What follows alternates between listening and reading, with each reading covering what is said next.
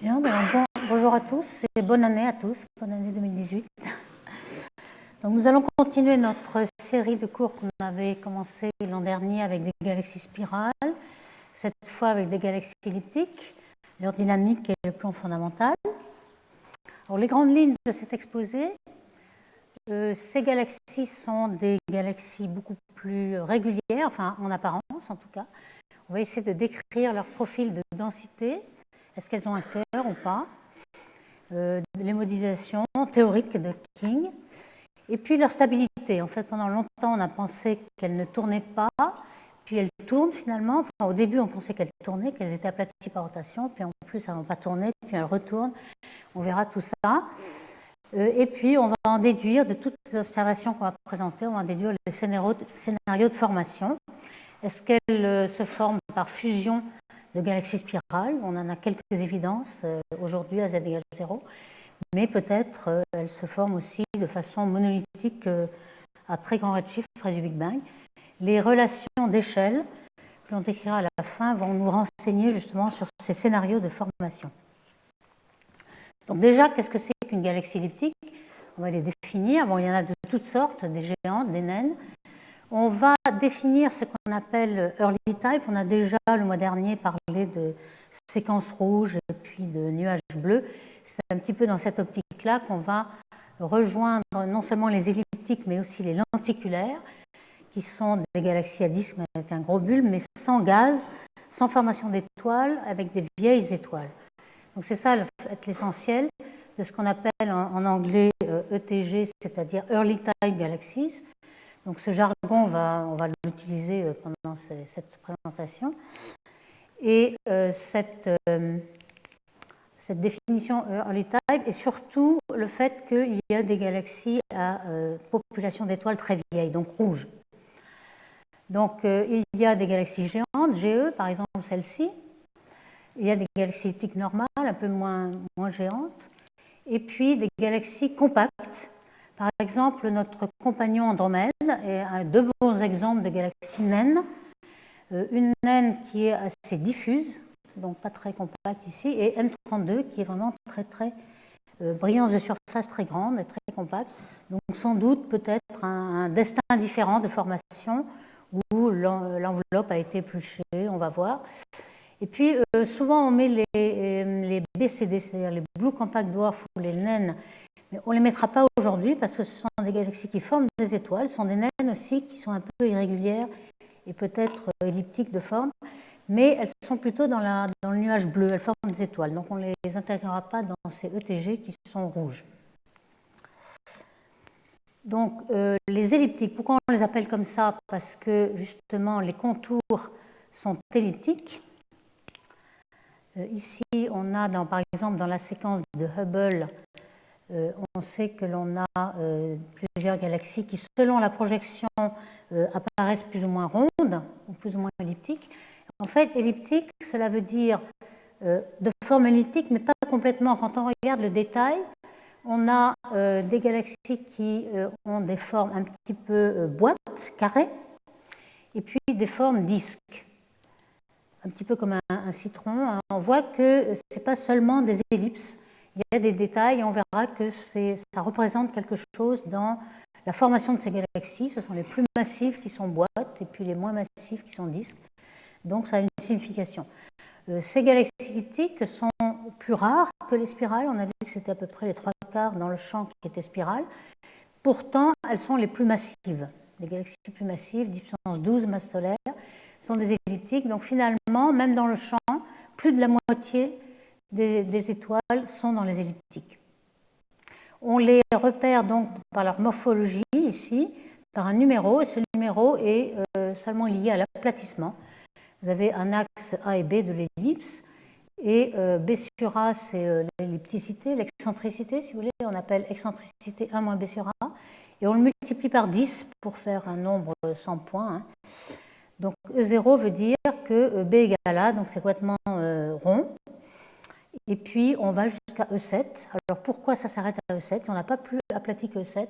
On peut montrer que dans les simulations, lorsqu'on part d'un système d'étoiles qui est trop aplati, sans gaz, à ce moment-là, il est très instable et l'instabilité le fait épaissir en E7. Donc E7, ce sera le maximum qu'on pourra avoir. Alors, on a dit qu'on allait prendre cette appellation ETG qui inclut les elliptiques et les lenticulaires. Et ça a un aspect pratique aussi, c'est que très souvent, on ne sait pas les distinguer.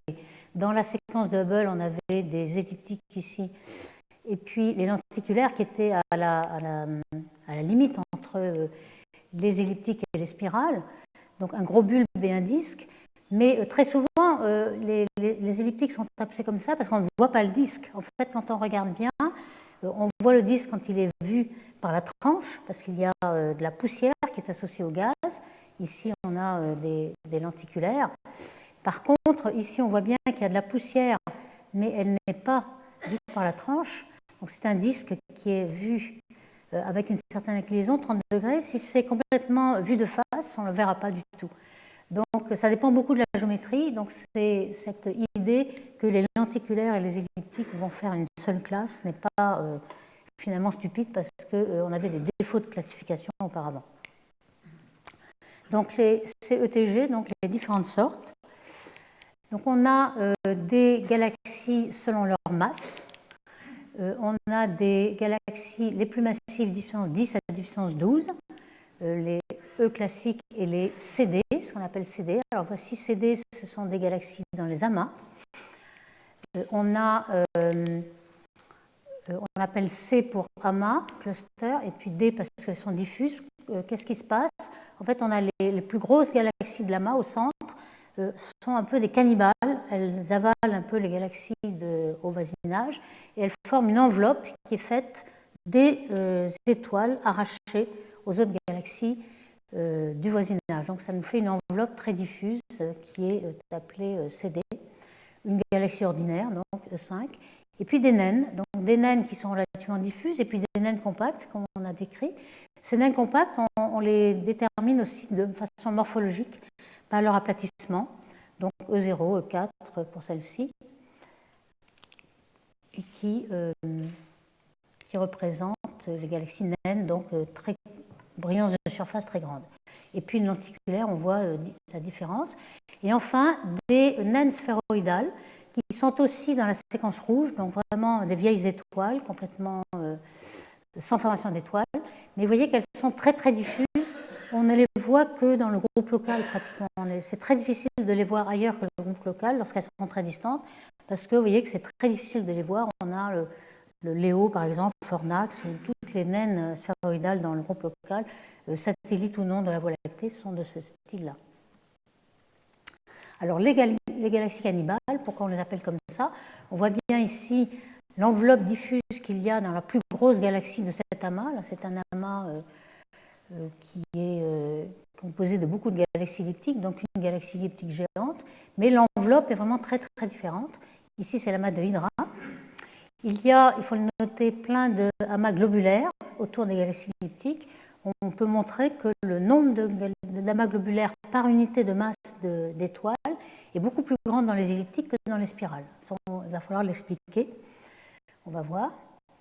Et on peut donc définir avec ces observations photométriques des profils de luminosité. Alors, un des grands pionniers qui avait déterminé déjà les profils de luminosité, c'était Gérard de Vaucouleurs, un astronome français qui a émigré aux États-Unis, à Austin, au Texas, et qui était très célèbre par toutes ses classifications de galaxies, son catalogue qui a servi à des générations d'astronomes. Aujourd'hui, tout est numérique et on a des millions de galaxies, mais à l'époque, on en avait quelques milliers, et ils étaient classifiés et avec une distribution que avait trouvé de Vaucouleurs en R1/4. C'est une distribution célèbre. Vous voyez qu'on a ici tout de suite R1/4 pour avoir une loi linéaire, et la magnitude était en R1/4. La magnitude, pourquoi? Parce que les astronomes, on sait que l'œil est plutôt sensible au log, donc on a des magnitudes.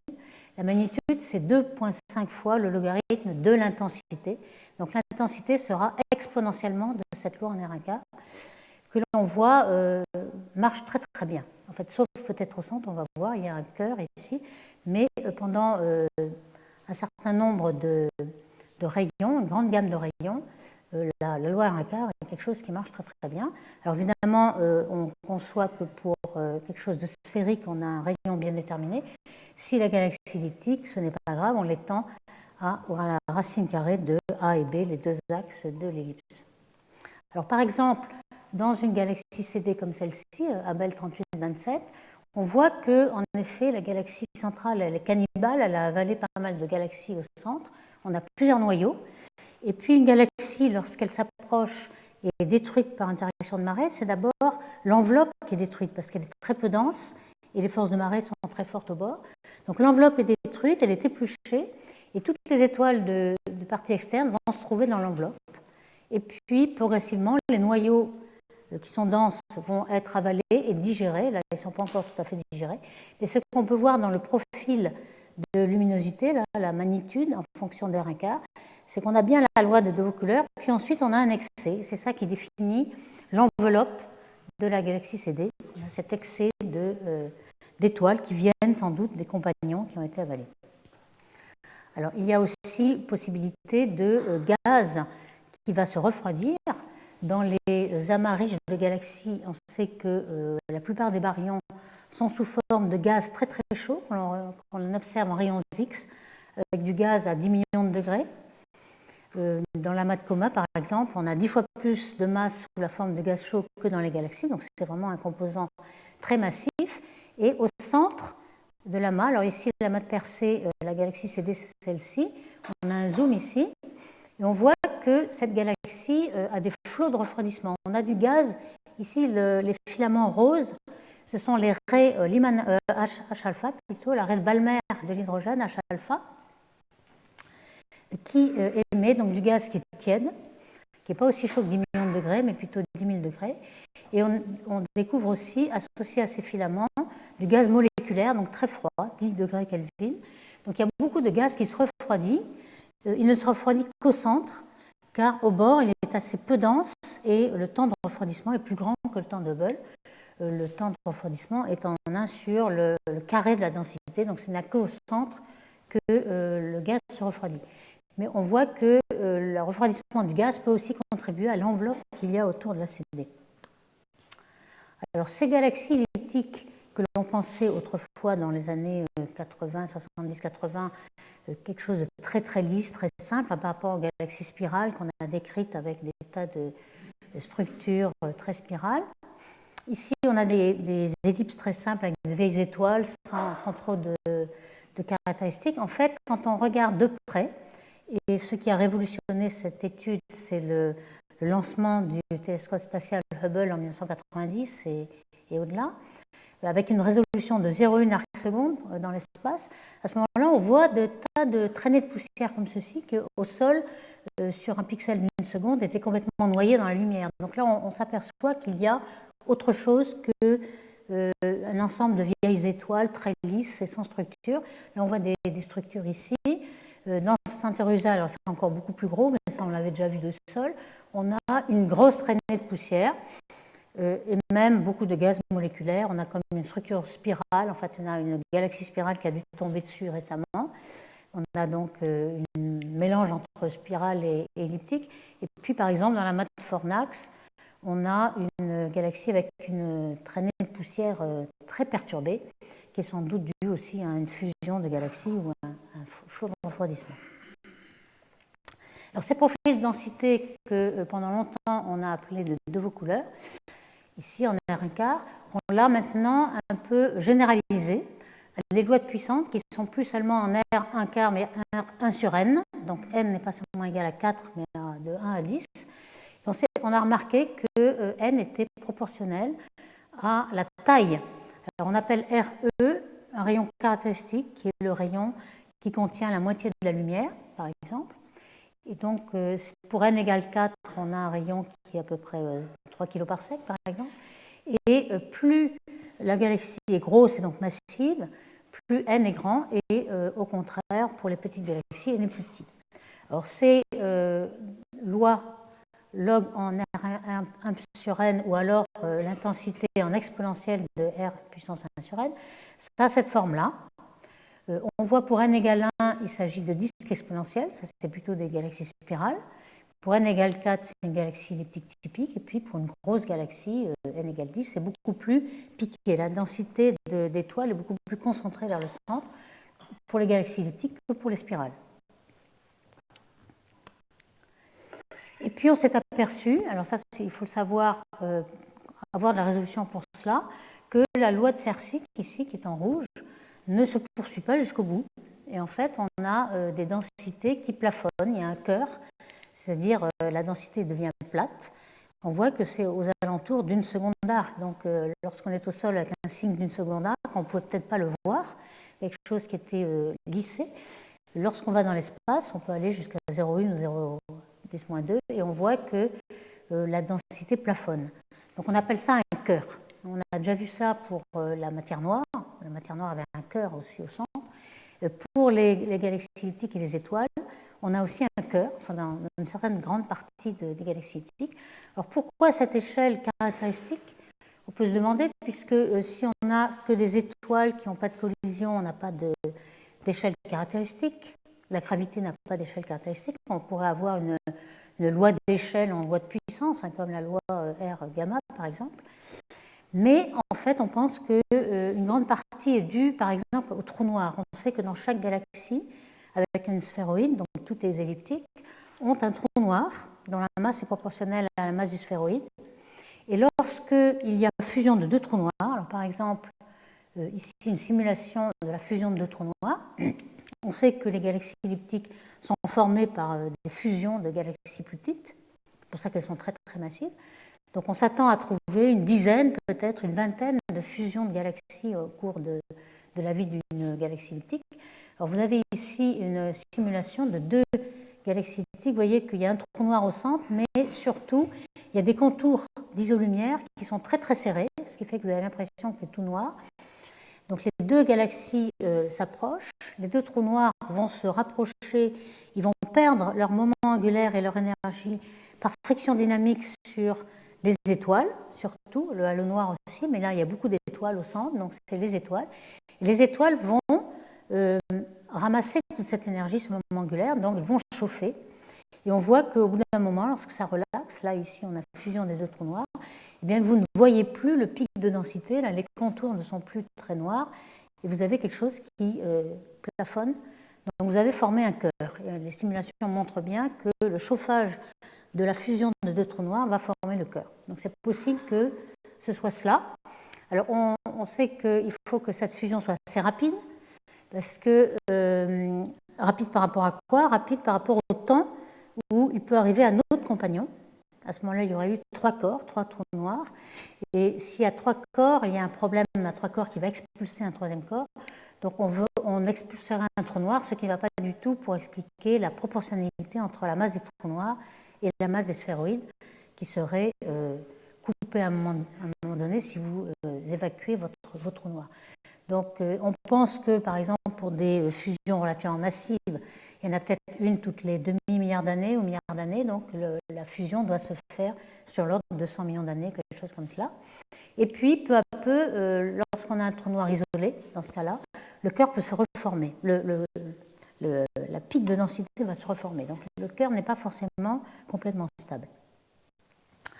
Alors Ivan King avait essayé de produire une fonction analytique pour reproduire les profils de densité observés dans les galaxies elliptiques et aussi dans les amas globulaires d'ailleurs. Et il avait pensé à un système qui est quasi à l'équilibre, donc quasi isotherme, comme une sphère quasi isotherme.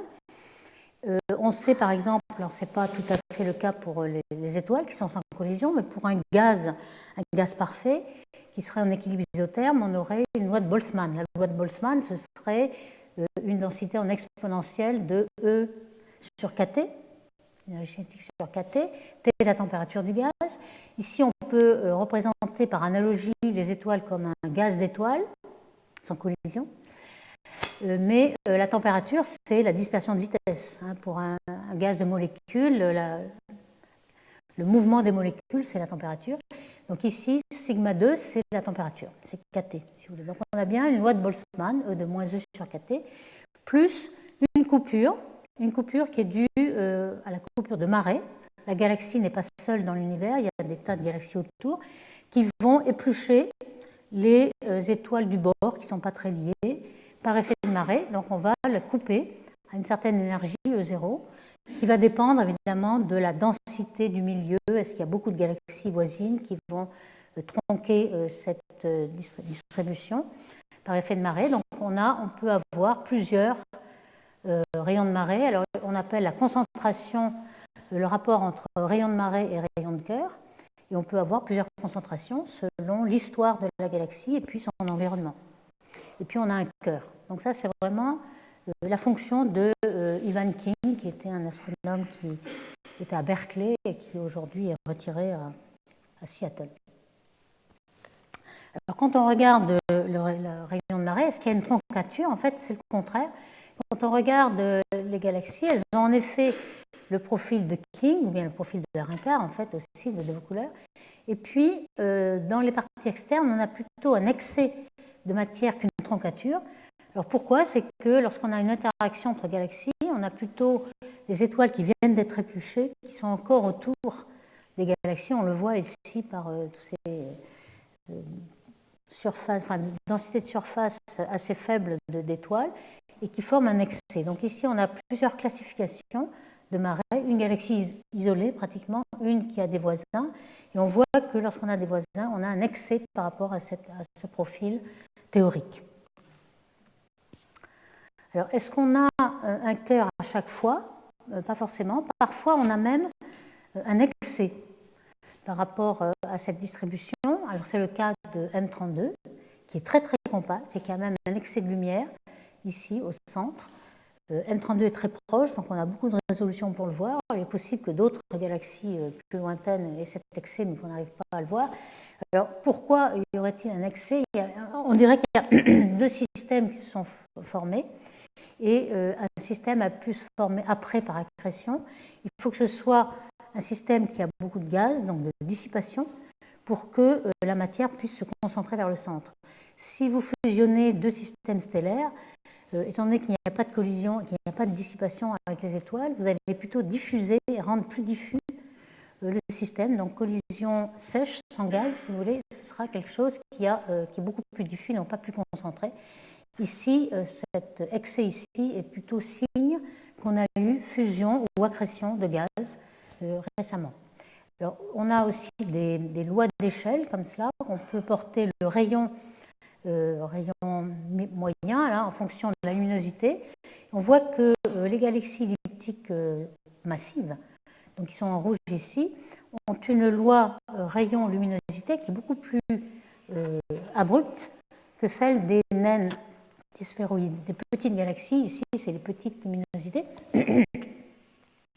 Et ce qui fait que lorsque on prend la densité surfacique, on voit que cette densité surfacique augmente avec la masse pour les petites, et puis pour les grosses, elle décroît. Ce qui donne une petite idée aussi de la façon dont on assemble la masse, car pour les galaxies elliptiques massives, on va sans doute fusionner des systèmes sans dissipation, avec seulement des étoiles. On peut expliquer ainsi que plus on est massif, plus on accrète de la masse et plus ça va être diffus. Par contre, si on accrète du gaz, ça va être d'autant plus concentré qu'on accrète de la masse. On va voir que certainement il y a quelque chose derrière. Alors si on regarde cette loi d'échelle un peu plus en détail, on va quantifier cela. Donc on a en fonction de la luminosité le rayon. On voit que pour les galaxies massives, on a ici une loi en L 3/4, disons, en gros, et ici plutôt 1/4. Et lorsqu'on divise par R2 pour avoir la brillance de surface, cette fois, on a quelque chose qui va comme racine de L, et ici 1 sur racine de L, donc moins 0,5 et plus 0,5.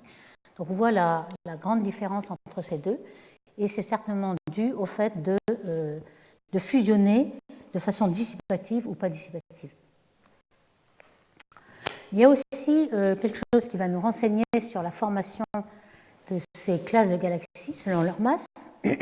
C'est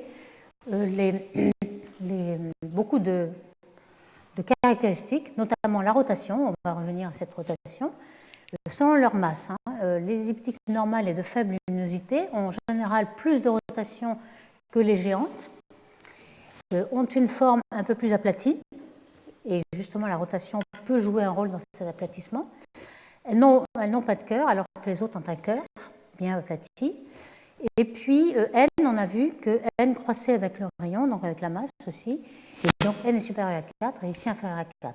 En quelque sorte, cette catégorie qui est en bleu ici est un peu un intermédiaire entre les disques qui étaient dans le nuage bleu et les rouges complètement vieilles populations et très évoluées. Et en général, les boîtes, celles qui sont carrées, sont plutôt dans la catégorie massive, et celles qui ont des disques sont plutôt dans la catégorie à faible masse, si bien que Cormandy et Bender, par exemple, avaient proposé une classification, au lieu d'avoir E0, E7, qui était basée sur la morphologie toute simple, ils avaient deux catégories, une boîte et une disque, et les disques faisaient le lien avec les lenticulaires, qui sont formés d'un gros bulbe et puis d'un disque très très plat comme les spirales. Alors le disque des spirales est vraiment tellement aplati qu'on peut avoir un rapport d'axe d'un facteur 10 à 20. Donc c'est quelque chose de très très extrême. Alors justement, cette forme à 3D des elliptiques, on n'en sait rien en fait. Pour les spirales, c'est très facile parce qu'on a un disque très mince. Quand on observe une ellipse dans le ciel, on sait la déprojeter par le cosinus de l'angle qui est entre les deux axes, A et B. Pour les elliptiques, on ne sait pas du tout de quelle forme elles sont, et c'est très difficile de les déprojeter. Donc, jusqu'en 1978, on croyait que les elliptiques, leur aplatissement, qu'on voit de 0 à E7, était dû à la rotation, comme pour les spirales. Et on s'en est aperçu en 1977 avec Illingworth, qui a été un pionnier dans l'affaire. Il avait mesuré les vitesses avec des fentes et d'une certaine douzaine de galaxies elliptiques. Il avait montré que la vitesse de rotation était bien plus faible que la dispersion. Donc il y a ce fameux rapport V sur sigma, qui ne dépend pas de la taille. On a des grosses galaxies qui ont V et sigma plus gros que d'autres, mais le rapport est indépendant. Et s'il est plus petit qu'un, ça veut dire que la rotation ne va pas jouer un rôle très important dans la dynamique. Il ne va pas l'aplatir exactement. Alors si l'aplatissement n'est pas dû à la rotation, on n'a pas du tout de symétrie sphéroïdale. Par exemple, on n'a pas du tout d'asymétrie. Si c'était une rotation, on pouvait l'avoir. On avait un sphéroïde, soit aplati comme une galette, soit comme un cigare. Mais ici, on n'a aucune raison d'avoir trois axes pas différents. Donc là, cette fois, on n'a pas quelque chose comme une seule excentricité, c'est-à-dire E moins B sur A, comme on le pensait, mais on peut en avoir aussi trois axes, A, B et C, perpendiculaires. Et au lieu d'avoir quelque chose où on aurait 1 égale 0, là par exemple celui-ci, oblate ou prolate, on a tout le volume possible. Donc c'est quelque chose de beaucoup plus difficile à cerner. Quelle va être la forme de cette galaxie elliptique. Alors pourquoi elle peut être stable en fait, cette galaxie, et pourquoi elle peut se former comme ça, c'est que la dispersion de vitesse qui est le support par rapport à la gravité, ce n'est plus du tout la rotation, comme pour les galaxies spirales, et bien cette vitesse va être anisotrope, elle ne va pas être la même dans les trois axes. Pourquoi? Parce que sans doute, quand on forme une elliptique par fusion de deux spirales, on a une direction privilégiée, qui est la direction d'arrivée des deux spirales, par exemple. Et donc, dans cette direction, on aura plus de vitesse du fait de cette fusion. Donc, c'est l'histoire de la galaxie que l'on retrouve dans sa forme. Alors, pourquoi la cinématique des galaxies était si difficile à mesurer, alors qu'en 1978, on savait déjà très bien mesurer les vitesses de rotation des galaxies spirales, simplement parce qu'il n'y a pas de gaz, justement, il n'y a pas de formation d'étoiles, pas de gaz. Dans une spirale, on observe le gaz H1 à 21 cm, qui a une dispersion très faible, et dissipatif, donc il a une dispersion de 10 km par seconde.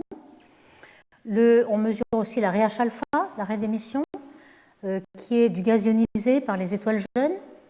Donc il faut qu'il y ait du gaz, des étoiles jeunes. Et ces raies d'émission sont ici. Là, il y a H-alpha, mais il y a aussi le magnésium, il y a l'azote, etc. Vous voyez que ce sont des raies très très faibles, avec la même échelle, ici en longueur d'onde. On a une galaxie type spirale et ici une galaxie type elliptique.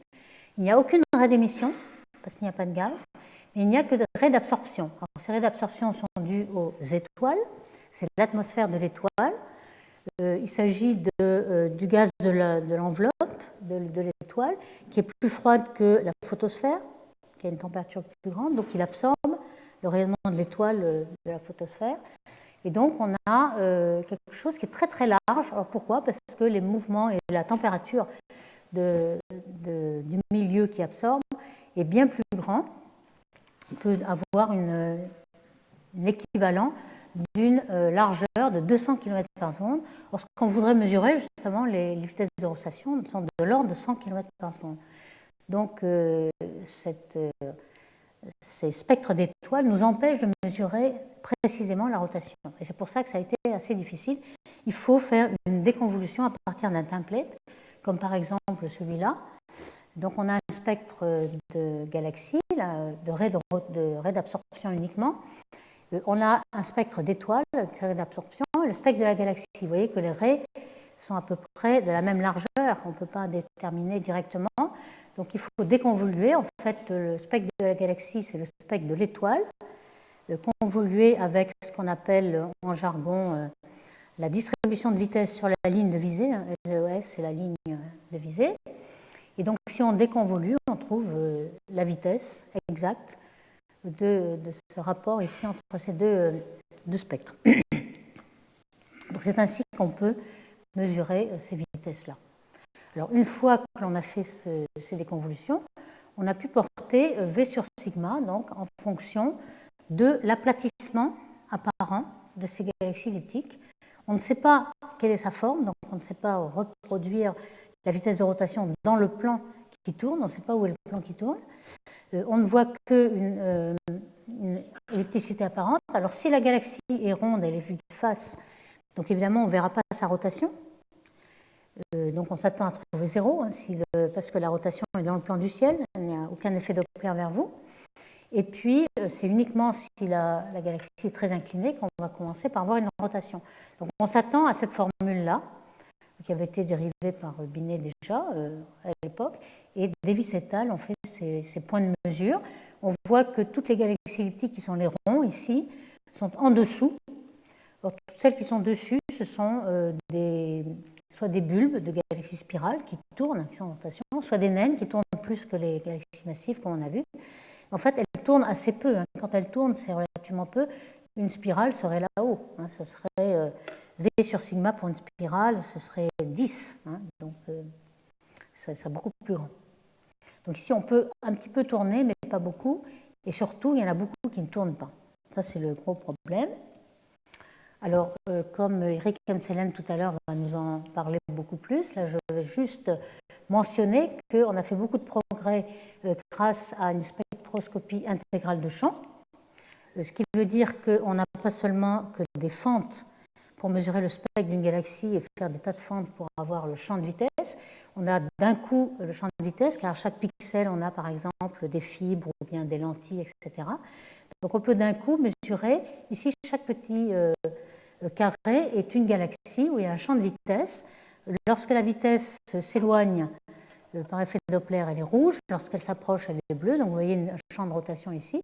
Et lorsque c'est vert, c'est qu'on a la galaxie systémique au milieu. Donc il n'y a pas de rotation du tout, ce qu'on appelle rotateur très lent ici. Puis peu à peu, il tourne de plus en plus vite. On a ce qu'on appelle le rotateur rapide, là, un petit symbole de toupie ici. Et on va le mesurer avec un paramètre lambda qui est un équivalent, un proxy de V sur sigma, mais quelque chose de moyenné sur le rayon ici, avec V et puis V2 plus sigma 2. Donc c'est un petit peu quelque chose qui va varier un peu comme V sur sigma. Alors quand on regarde cet indicateur lambda, donc presque V sur sigma, en fonction du rayon, le rayon normalisé au rayon de moitié de la lumière, on voit qu'il y a en effet un grand nombre de galaxies qui tournent quand même un peu. Ce n'est pas complètement aucune rotation. Et c'est en deux classes. On a vraiment une bimodalité, comme ça, une séparation. On a des galaxies qui descendent en fonction du rayon. Alors j'ai mis, pour comparer ce qu'on obtient avec les spirales, alors c'est beaucoup plus qu'en intensité, mais c'est aussi un petit peu en fonction du rayon, quelque chose qui va augmenter, qui va descendre. Ici, on en a la partie qui monte. On a l'impression qu'on a comme une courbe de rotation. Donc ça ressemblerait un petit peu à une spirale, sauf que les spirales seraient là-haut. Et puis certaines galaxies qui ne tournent vraiment pas. Alors aujourd'hui, on a aussi avec d'autres, et Eric va nous en parler aussi, un survey avec presque 300 galaxies. Ici, on plotte le fameux lambda en fonction de epsilon, l'aplatissement apparent. On voit qu'il y a en effet un grand nombre de galaxies qui ne tournent que très peu. Et puis, en fonction de l'anisotropie des vitesses, alors l'anisotropie, c'est 1 moins le rapport des dispersions dans deux directions données. Ça peut être sigma z, ça peut être sigma θ. Et si les sigmas sont les mêmes partout, bêta égale 0. On voit que bêta n'est pas nul du tout. Et que si on regarde ici, les symboles pleins sont des barres. On n'a pas de caractéristiques spéciales pour des galaxies en barres. Et en tout cas, en rouge, on a des galaxies qui tournent très très très peu dans cette partie-là. Donc la stabilité, donc on en a déjà un tout petit peu parlé. Comment peut-on avoir un système qui ne tourne pas et qui soit complètement stable par rapport à l'effondrement gravitationnel? Alors on sait par exemple que pour un gaz, on aurait un gaz qui sera en collision. Très vite, lorsqu'il viendrait à l'équilibre, il aurait une distribution de vitesse isotrope. Par exemple, c'est le cas d'une étoile, j'ai mis ici le Soleil, qui a l'air tout à fait sphérique. En fait, il tourne un peu, donc il est un tout petit peu aplati, mais enfin très peu, ça se voit très peu. Donc on s'attendrait à voir cela.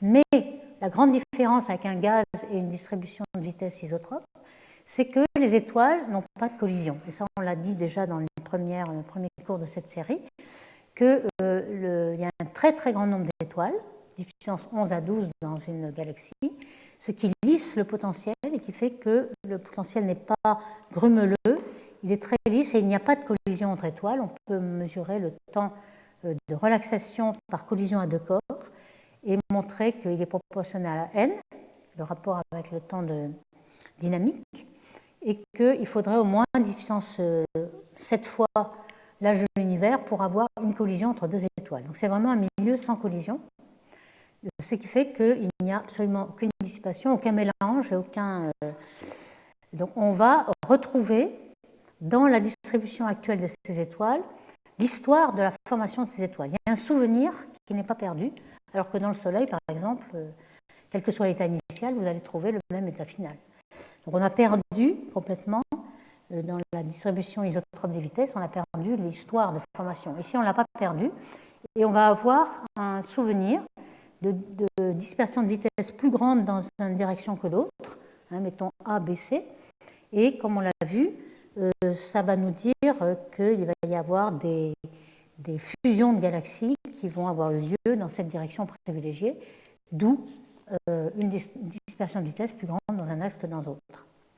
Et donc la forme de la galaxie est le reflet de son histoire. Alors on peut avoir ces formes-là, 3D, donc soit sphéroïdales, c'est-à-dire deux axes égaux, ou presque égaux, on essaie de simplifier pour avoir deux axes presque égaux. Si les axes égaux sont les grands axes, on l'appelle oblate. Et si les axes égaux sont les petits axes, c'est comme un cigare, on a des prolates. Alors on peut avoir les deux, on n'en sait rien, surtout quand ça ne tourne pas. La moitié des galaxies ne tournent pas, en gros, les galaxies elliptiques, donc on pourrait très bien avoir ces deux-là. Et puis, si on ne tourne pas du tout, et qu'il y a eu des fusions dans tous les sens, on peut avoir un triaxe où A, B, C sont très différents, et on ne peut pas se ramener au cas où on a un sphéroïde de révolution avec deux axes égaux, ce qui complique encore plus. Alors, comment on va le savoir et comment on va savoir quelle est l'espèce qui domine? Est-ce que c'est oblate, prolate ou triaxial? Alors, évidemment, il y a des vitesses, mais ça va être très difficile, c'est assez dégénéré. On a que les vitesses en projection. On a les traînées de poussière, on va voir. On a aussi les coquilles autour des elliptiques. Donc, je vais décrire un tout petit peu comment on décrit ça. Et puis, alors déjà, la triaxialité des elliptiques, on peut la voir par la perturbation des isophotes. Les isophotes, ce sont les contours d'égale luminosité. On peut les voir ici. Alors, on a un petit schéma où on a symbolisé un triaxe. Le triaxe, c'est très simple. On a l'axe C qui vient vers vous est nul. Donc, on a quelque chose qui est plan. Et les deux axes A et B sont différents. donc on a une certaine excentricité. Et ce qu'on voit aussi, c'est que l'excentricité varie du centre au bord de la galaxie. Si on peut avoir quelque chose de rond au centre et beaucoup plus excentré au bord. Et c'est le cas en général. On a une excentricité qui varie en fonction du rayon. Donc quand on regarde ceci en projection, vous voyez que juste par un effet de projection, on a une rotation des isophotes, ce qu'on appelle un isophote twist, une rotation. Donc cette rotation qu'on observe très très fréquemment, ça ne veut pas simplement dire que la galaxie est perturbée, il y a des effets de marée, il y a un warp, une déformation. Simplement, elle n'est pas déformée du tout, mais en projection, on a des rotations d'isophotes. Ça nous dit tout de suite qu'on a un triaxe, car on a besoin d'un triaxe pour faire ça. Et aussi l'excentricité qui varie avec le rayon. Alors, les coquilles, qu'est-ce que c'est que les coquilles? On a un très bel exemple de coquille qui a été obtenu par Pierre-Alain Duc et collaborateurs avec Megacam au CFH, Canada, France, Hawaï, de 3,60 m. Alors ici, on a une galaxie elliptique au centre, qui est presque vue de face, et puis tout un certain nombre de structures qui sont faites avec des étoiles, donc c'est de la luminosité bleue, hein, il n'y a aucun gaz là-dedans. Ce sont des étoiles, et on a des étoiles qui font comme des coquilles, qui sont vraiment concentriques, c'est des cercles presque parfaits, hein. On a un cercle ici. Alors on a superposé à ces cercles, on a des queues de marée, des loops, tout ça c'est des perturbations dues à l'interaction de galaxies, on le voit là. Bon, on a un compagnon spiral mais qui n'a rien à voir. Ici on a l'impression qu'il y a des compagnons qui sont tombés sur cette galaxie et qui ont produit toutes les étoiles qui ont été épluchées dans l'interaction de marée, se sont retrouvées au bord ici et ont formé ces coquilles. Alors dans une séance prochaine, on va montrer pourquoi on forme ces coquilles et comment on peut justement déduire la forme de la galaxie, parce qu'en fait ces coquilles elles vont s'orienter dans le potentiel et vont nous donner une idée de la forme du potentiel. En général, quand on a une galaxie oblate, on a quelque chose qui tourne autour de la galaxie, et quand on a quelque chose de prolate ici, alors voici des exemples, d'autres exemples de coquilles, hein. On a pas aussi jolies que celle-là, hein, qui est une galaxie très particulière. On a parfois des coquilles qui sont orientées selon le grand axe, et là il s'agirait plutôt d'une galaxie prolate, comme celle-ci par exemple. Celle-ci a été découverte, c'est la première qui a été découverte par Malin Carter dans les années 80. Et c'est une galaxie qui a 25 coquilles, hein, c'est assez important. On voit qu'ici, on a des coquilles au bord, la taille est assez grande, 30 kg par sec, et tout le centre a dû être grillé et surexposé. Et quand on désexpose ici, donc ici une plus petite échelle, à l'intérieur du centre, on a toutes ces coquilles aussi. Donc on a 25 coquilles, aujourd'hui on verra qu'on en a encore plus, mais on voit qu'elles sont toutes orientées selon le grand axe. Et on le verra la fois prochaine que c'est certainement un signe que la galaxie est prolate. Alors, il y a aussi l'orientation due à la traînée de poussière, une traînée de poussière qui est observée parfois en train de tourner. Alors pourquoi elle tourne? On pense qu'il est possible que si la galaxie est par exemple comme un triaxe prolate, comme ici, ça ressemble à une barre dans une galaxie spirale. Et les barres, on sait, elles tournent comme une onde qui est une rotation très lente par rapport au mouvement des étoiles dans la barre. Il est possible que, dans les simulations en tout cas, on le voit, que cet ensemble prolate tourne, soit dans ce sens, soit dans ce sens, tourne ici. Alors évidemment, il va tourner comme un corps solide, avec une vitesse d'onde qui va être oméga p. Et on le sait que dans les étoiles, elles ont une vitesse oméga qui est très grande au centre et puis qui décroît vite au bord. Donc au centre, on peut négliger la rotation de ce triaxe ici parce que les étoiles vont tourner beaucoup plus vite. Donc elles vont pouvoir geler le mouvement de ce prolate ici. Donc on aura quelque chose qui va s'aligner, hein, la traînée de poussière va s'aligner selon l'axe polaire, par exemple. Et puis, pour les parties à l'extérieur, oméga va être très faible. À ce moment-là, oméga p va être assez grand. et les étoiles vont voir quelque chose qui aura la moyenne sur une rotation. Donc ça va être une galette, en fait, ça va être quelque chose de oblate. Donc on va changer la géométrie du centre au bord. Donc on peut prédire qu'il va y avoir une traînée de poussière qui va être d'abord perpendiculaire et qui ensuite va s'aligner avec l'équateur. Donc ça, c'est très intéressant d'avoir cette traînée de poussière que l'on voit parfois comme ça. On peut les voir aussi à l'inverse. Et il y a des travaux récents, par exemple celle-ci en 2017, qui repèrent un peu cette traînée de poussière et en déduisent la forme à 3D de ces elliptiques. Alors maintenant, je passe, avec toutes ces observations qu'on a vues, est-ce qu'on peut déduire quelque chose sur le scénario de formation de ces galaxies elliptiques? Il y a en gros deux hypothèses qui sont avancées et on ne sait pas vraiment distinguer quelle est celle qui domine, en fait, sans doute les deux à la fois. Et on va essayer de distinguer dans quel cas on aura une formation plutôt qu'une autre.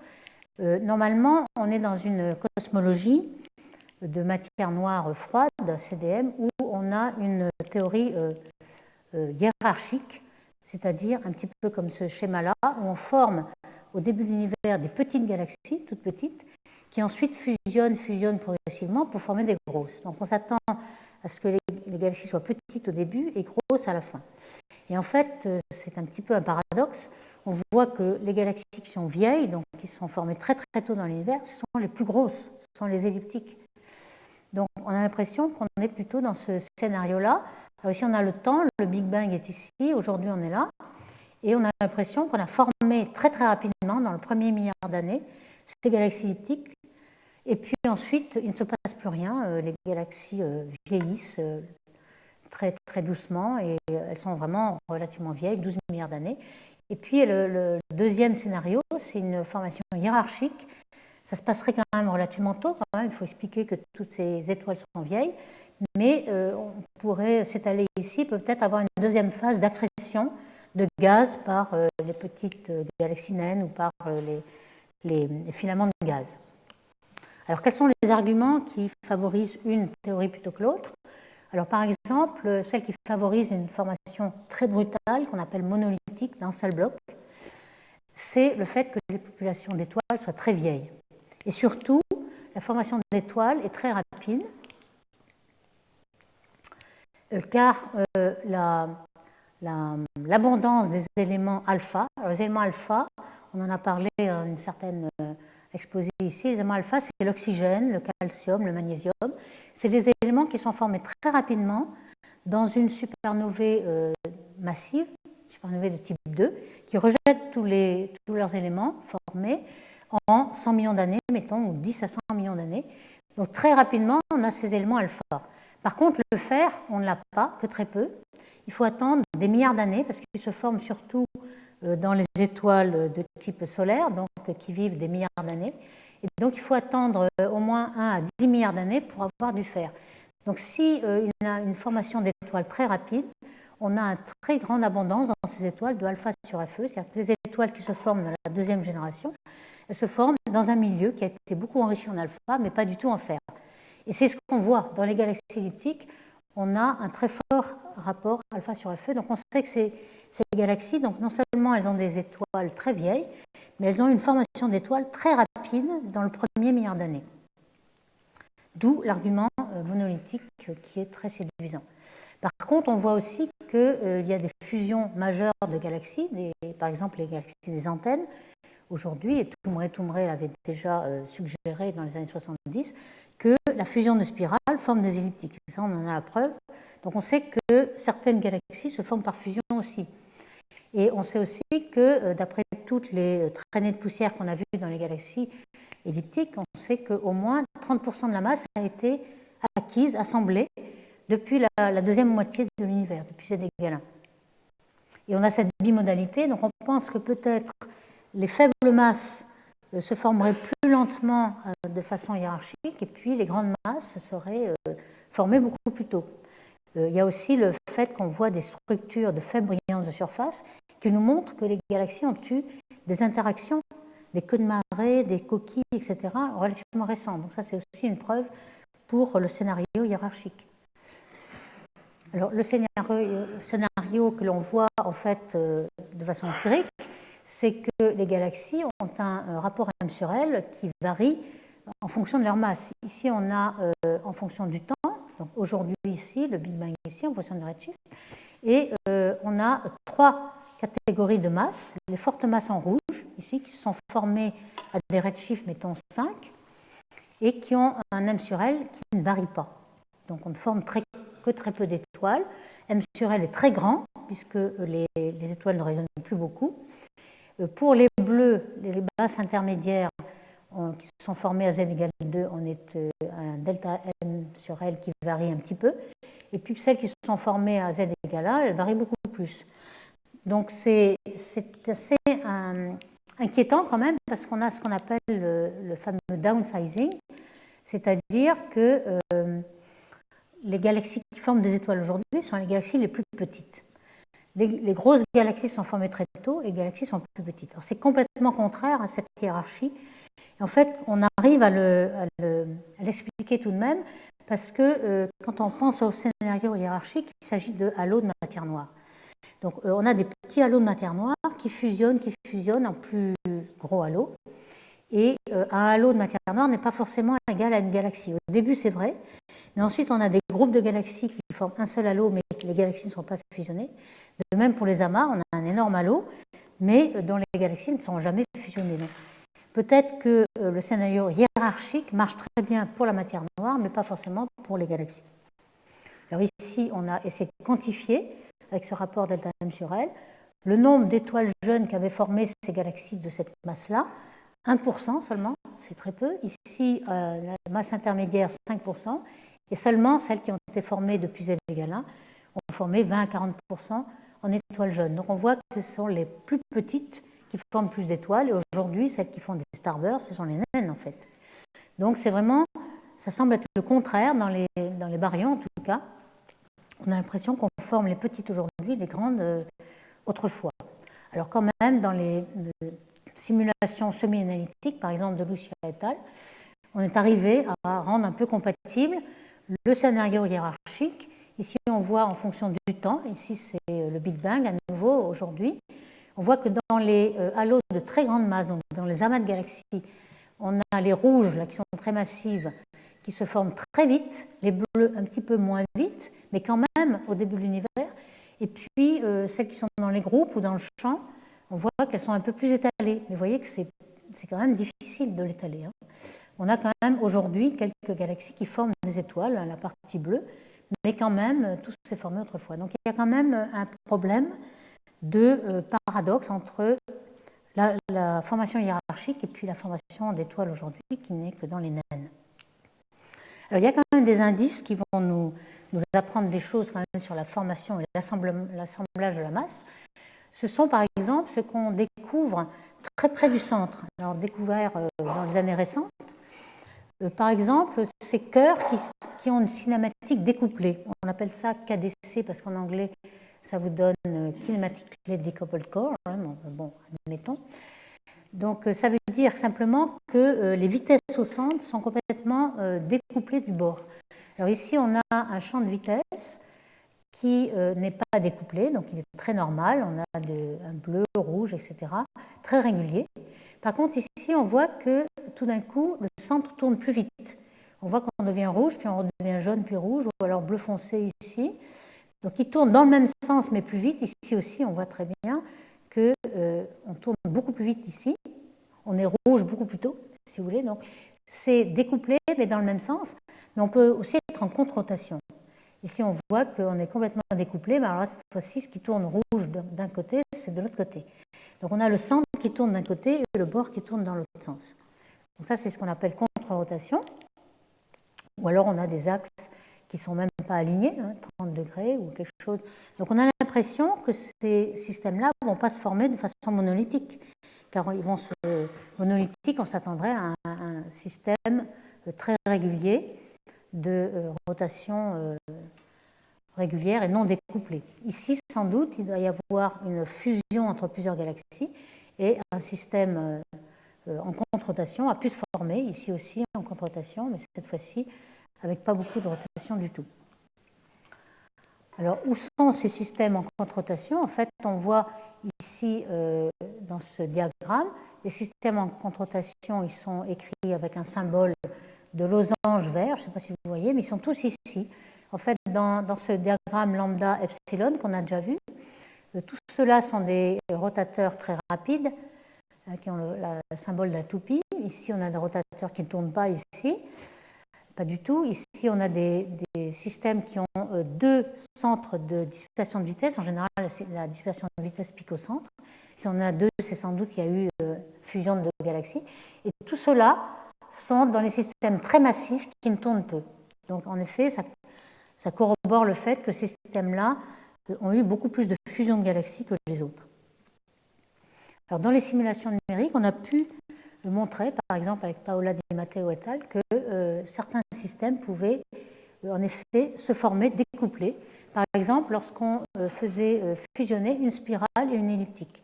Alors une spirale a du gaz, donc le gaz va descendre vers le centre et se concentrer, donc on va pouvoir faire un système beaucoup plus concentré au centre, qui va tourner dans un sens différent, simplement parce qu'on a un grand moment angulaire dans l'orbite, qui est rétrograde cette fois-ci, et on va pouvoir avoir un centre qui va tourner différemment. Alors, on a soit c'est le bord qui change son moment angulaire, soit c'est le centre, hein, il y a plusieurs possibilités. Ici, on a une simulation où on voit le gaz de la galaxie spirale qui se met au centre bleu et rouge ici, alors que le bord se met rouge et bleu, donc on voit qu'il y a une contre-rotation. Le halo de matière noire tourne aussi. Alors ça, on n'en sait rien parce qu'évidemment, dans les observations, on ne mesure pas du tout la rotation de la matière noire. On ne sait pas si elle tourne ou pas, mais dans les simulations, on le sait. Donc évidemment, les baryons, en tombant au centre, ont fourni leur moment angulaire à la matière noire, comme aux étoiles, et la matière noire tourne. Donc la matière noire pourrait jouer un rôle dans ces contre-rotations aussi.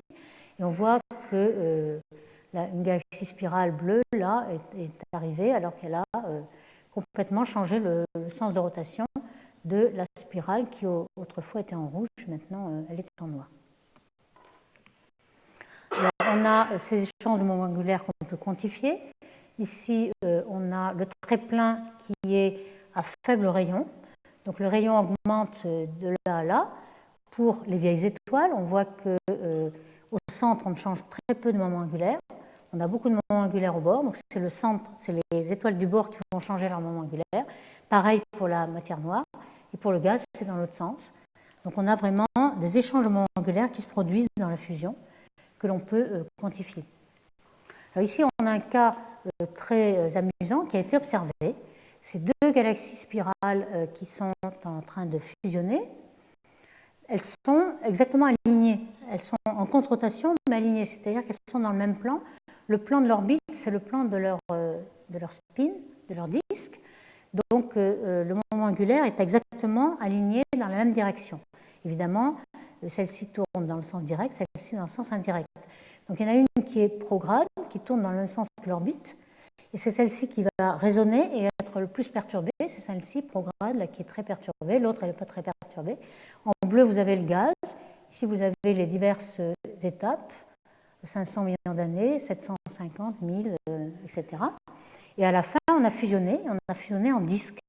Donc, lorsque deux disques sont alignés, on fusionne en disque, en fait. On forme un disque, hein, puisqu'on n'a rien dans l'autre direction.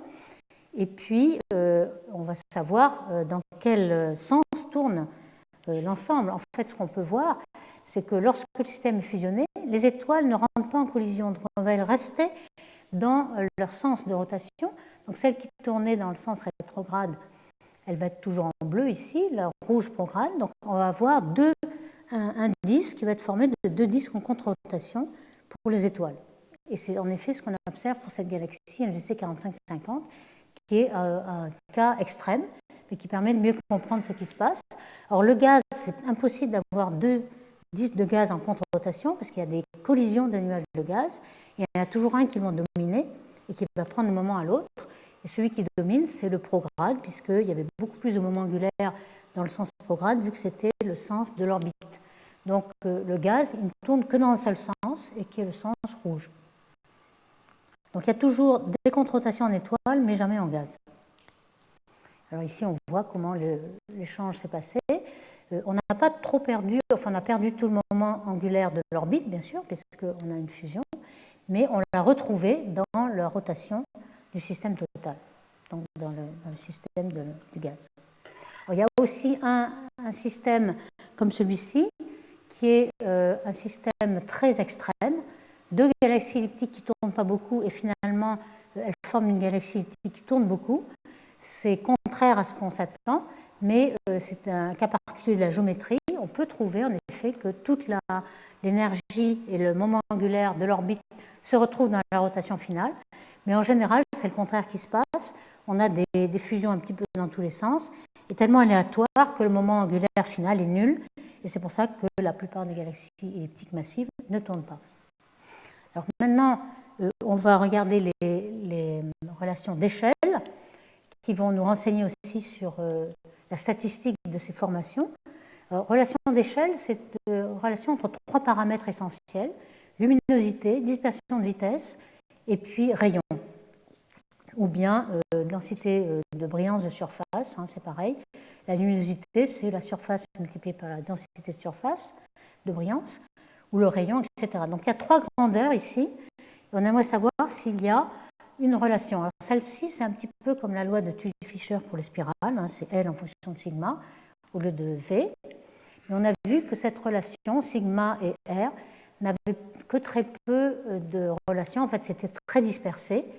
On s'est aperçu que finalement, les galaxies étaient plutôt dans cet espace à trois dimensions, elles étaient dans un plan, et qu'il fallait trouver une projection du plan pour le voir le plan un peu par la tranche et avoir une relation un peu plus sans bruit. Et donc ce plan-là, il a été déterminé par Jaworski et Davis ici. C'est une relation qu'il y a entre sigma, R et mu, mu étant la brillance de surface. Donc c'est ça qu'on appelle plan fondamental et qui régit un petit peu la position de toutes les galaxies elliptiques dans ce volume. Alors un peu plus tard, on a plus de statistiques. Vous voyez que c'est toujours les mêmes exposants que ceux qu'on avait trouvés au début, donc ça ne varie pas. Mais la loi est quand même plus jolie, on a un bon plan fondamental. Alors ce plan fondamental peut être interprété grossièrement par le fait qu'on est à l'énergie, enfin à l'équilibre de l'énergie potentielle et l'énergie cinétique, c'est l'équilibre du viriel, 2 fois l'énergie cinétique qui est 2T ici, plus V égale 0, c'est ça l'équilibre du viriel. Donc l'énergie cinétique, c'est sigma 2 par unité de masse, et l'énergie potentielle, c'est m sur r par unité de masse. Donc on a cette relation de viriel qui arrive à cette proportionnalité, si vous voulez, et cette relation qui est par définition, qui nous donne une relation entre les trois grandeurs. Alors vous voyez que les exposants ne sont pas les mêmes, mais elles sont les mêmes si on a une relation, alors là, je ne l'ai pas écrit ici, mais on a une relation entre M et L, et il suffit de voir que M sur L croît avec la luminosité et on obtiendra cette relation. Alors on peut comparer avec ce qu'on connaît des structures spirales. En fait, on a une relation qui est beaucoup plus facile à obtenir, qui est la relation de Tully-Fisher, L étant sigma, et le M sur L ici est très facile à avoir puisque on connaît la nature des étoiles, leur rapport M sur L, et surtout, on s'est aperçu qu'il y a du gaz dans les galaxies spirales. Donc, si vous voulez relier le rapport M sur L, il faut prendre en compte le gaz, c'est-à-dire c'est la masse des baryons qui compte. Quand on a pris que la luminosité, en fonction de la vitesse, on s'est aperçu que toutes les galaxies naines dont la masse est dominée par le gaz ne rentraient pas dans la relation. Il fallait prendre la masse totale des baryons, donc étoiles et gaz, pour la retrouver. Donc, c'est vraiment une relation qui lie la masse des baryons et la masse noire, puisque la vitesse, c'est la masse noire. Donc on a cette relation entre masse noire et masse visible. Alors que va-t-il se passer pour les elliptiques? Est-ce qu'on va avoir aussi une petite idée de la masse noire? C'est là que je vais finir ici. Alors ce qu'on a, on a déjà vu qu'en fonction de la luminosité, la brillance de surface sigma avait deux pentes. Il y avait une pente pour les naines, les galaxies elliptiques naines et les sphéroïdes, et puis les galaxies elliptiques massives, qui, elles, étaient d'autant moins brillantes qu'elles étaient plus massives. C'est le contraire pour les petites. Quand on regarde la matière noire, que l'on peut déterminer par plusieurs façons, je ne vais pas rentrer dans les détails ici, on s'aperçoit que la densité de surface, de masse de surface, elle est constante. Et à la fois aussi pour les spirales qu'on a rajoutées ici en bleu, qui sont ici, on a cette quantité par unité de surface de matière noire constante. C'est quand même très très curieux de voir empiriquement que les baryons, que ce soit les galaxies massives ou pas massives, et la matière noire ne suit pas du tout la même échelle. Alors cette constante de la masse par unité de surface, en fait, cette masse par unité de surface, c'est m sur R2, c'est aussi une accélération. Et ça a fait penser dans le temps, en 1980 par Milgrom, que cette matière noire était peut-être liée à l'accélération. Et c'est vrai qu'on s'aperçoit qu'on a besoin de matière noire à faible accélération. Et c'est justement cette accélération qui intervient ici. Ici, ce qu'on a ploté, c'est la relation de l'accélération radiale, ce qu'on appelle RAR, l'accélération radiale. Alors ici, on a la vitesse que l'on a avec les baryons seulement, les étoiles et le gaz. On a la densité de ces baryons, on a donc le potentiel, on a la vitesse qu'on devrait avoir s'il n'y avait que la matière visible. Et ici, c'est la vitesse qu'on mesure, donc tout avec la matière noire. Et on s'aperçoit qu'il y a en effet une bisectrice ici, donc on a égalité entre ces deux accélérations, sauf à basse accélération, en dessous d'une certaine accélération, on a besoin de plus d'accélération que celle de la matière visible. C'est le fameux problème de matière noire. Donc cette relation est bien déterminée pour les spirales. Il était intéressant de savoir si on pouvait faire la même chose avec les galaxies elliptiques. Et en effet, récemment, par exemple, Chai et al. En 2017, ont essayé de ploter la même relation RAR, donc l'accélération des baryons et l'accélération de totale avec la matière noire. Et on s'aperçoit que c'est pratiquement vérifié, avec beaucoup plus de dispersion, mais ça paraît vérifié. Alors ça, c'est intéressant parce que la matière noire dans les galaxies elliptiques, elle est très difficile à avoir. Il y a eu beaucoup de débats dans l'histoire. En fait, pourquoi? Parce qu'il n'y a pas de gaz, on ne peut pas avoir de vitesse de rotation. Et on a vu que la vitesse, elle était obtenue par les raies de rotation des étoiles, qui sont très difficiles. Mais en 2003, Romanowski et al. Avaient eu l'idée d'observer des nébuleuses planétaires, qui, elles, sont des étoiles en fin de vie avec une enveloppe, des étoiles un peu de type solaire, avec une enveloppe qui peut, avec l'arrêt de l'oxygène ionisé, avoir des raies d'émission. Ils ont donc mesuré la vitesse. On voit qu'il y a de la vitesse rouge et bleue, qu'il n'y a pas de rotation. Rouge et bleu sont complètement mêlés, donc il n'y a que de la dispersion. Ils ont donc ploté la dispersion en fonction du rayon, et on voit que cette dispersion tombe de façon keplérienne, contrairement à ce qu'on pensait s'il y avait de la matière noire. Donc ils ont intitulé leur papier « Il n'y a pas de matière noire dans la galaxie elliptique », d'un ton un peu provocateur. Alors ce problème a été un petit peu résolu en disant oui, mais la dispersion de vitesse est très anisotrope dans les galaxies elliptiques. Et quand on fait des simulations, on voit qu'il y a une très grande asymétrie. Alors c'est le paramètre bêta là, d'asymétrie qui est 1 moins. Alors sigma θ, c'est la vitesse tangentielle, et R, c'est la vitesse radiale. Donc si on a une anisotropie au centre, elle est plutôt circulaire, ce serait moins l'infini, ça veut dire que sigma R est presque 0, donc on aurait moins l'infini. En effet, c'est circulaire au centre, ça devient isotrope 0 au milieu, et puis au bord, c'est plutôt radial, parce que ça vient de la fusion de galaxies. Donc finalement, on s'attend à avoir quelque chose de radial. Voici une petite simulation où on a deux galaxies elliptiques, deux galaxies spirales qui fusionnent pour donner une elliptique. Et on voit que c'est dans cette direction-là qu'on va avoir des vitesses radiales. Et donc, lorsqu'on mesure les nébuleuses planétaires, on va avoir dans le plan du ciel quelque chose qu'on ne verra pas. Donc, on verra un sigma qui va tomber. Et donc, ici, quand on regarde les étoiles jeunes ici, ou ces étoiles-là, on a en effet une simulation qui semble expliquer, parce que les dispersions de vitesse sont tout à fait anisotropes, l'histoire de la formation d'étoiles. Donc je résume ici ce qu'on a appris sur les galaxies elliptiques. On a appris le profil de densité qui peut être relié au profil de King. On a appris qu'il y avait une bimodalité entre les faibles masses qui ont beaucoup de rotation et les grandes masses beaucoup moins. Que les elliptiques étaient finalement beaucoup plus complexes que prévu, qu'il y en avait à peu près la moitié en rotation et d'autres sans rotation, et que peut-être il y en avait pas mal qui étaient triaxiales. Et dans les scénarios de formation, on pense qu'il y a essentiellement des fusions majeures, mais aussi peut-être des fusions mineures qui se poursuivent jusqu'à aujourd'hui et peuvent expliquer que les grosses galaxies ont des fusions sèches, sans dissipation, et peuvent avoir une brillance de surface beaucoup plus faible que les petites galaxies. Et les relations d'échelle nous enseignent sur cette formation. Donc je vous remercie.